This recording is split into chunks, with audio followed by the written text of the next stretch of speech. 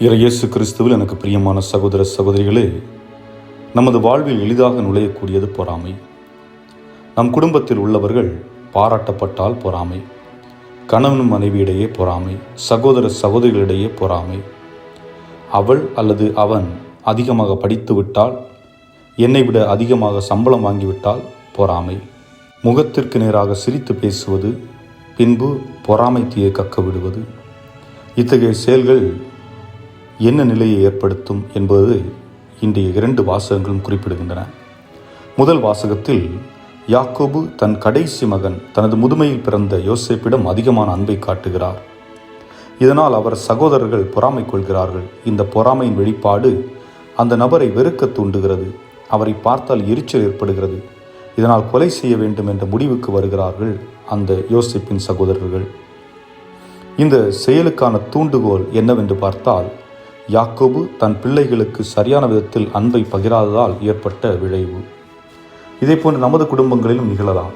ஆக முதல் படிப்பினை என்னவென்றால், நம் பிள்ளைகளை சமமாக பார்க்க வேண்டும். அவர்களிடம் பாகுபாடு காட்டக்கூடாது. அனைவரும் நமக்கு முக்கியமானவர்கள், அனைவரும் சமமானவர்கள் என்பதை உணர வேண்டும். அதேபோன்று அவர்களிடம் உணர வைக்க வேண்டும். 2வது, இருப்பதை வைத்து நிறைவு கொள்வது. பிறரின் பொருட்கள் மீதோ நபர்கள் மீதோ நாம் பொறாமைப்பட வேண்டிய தேவையில்லை. அத்தகைய பொறாமைகளை தவிர்ப்பது நல்லது. நல்ல உறவு, நல்ல நட்பு நிலவ வேண்டுமென்றால் நீங்கள் உங்களிடம் உள்ளவற்றை அப்படியே ஏற்றுக்கொள்ளுங்கள். அதேபோன்று இன்றைய நற்செய்தியில் யூத மக்கள் கடவுளால் தேர்ந்தெடுக்கப்பட்டு கடவுள் காட்டும் வழியில் நடக்க அதற்கு தேவையான கட்டளைகள், பாதுகாப்பு என்று அனைத்தையும் கொடுக்கிறார். ஆனால் அவர்கள் அவரை மதிக்கவில்லை, அவரை ஏற்றுக்கொள்ளவில்லை. அவர் மகனையும் அவர்கள் ஏற்றுக்கொள்ளவில்லை. இதனால் அவரை சிலுவையில் அறைகிறார்கள். பின்பு அவர்களுக்கு கொடுக்கப்பட்டிருந்த முன்னுரிமை பறிக்கப்பட்டு புற இனத்தார், அதாவது கிறிஸ்துவை தங்கள் கடவுளாக ஏற்றுக்கொண்டவரிடம் கொடுக்கப்படுகிறது என்பதுதான் இயேசு உவமை வாயிலாக விளக்குகிறார்.